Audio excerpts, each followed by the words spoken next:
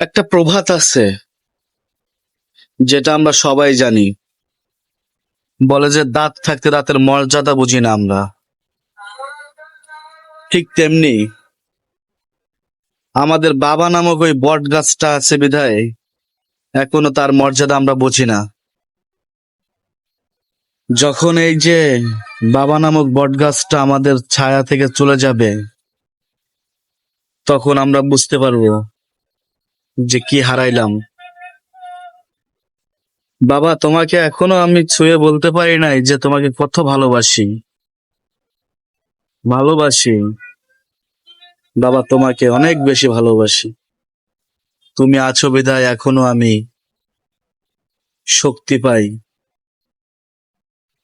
বুঝি যে না, মাথার উপর একটা বট গাছের ছায়া আছে।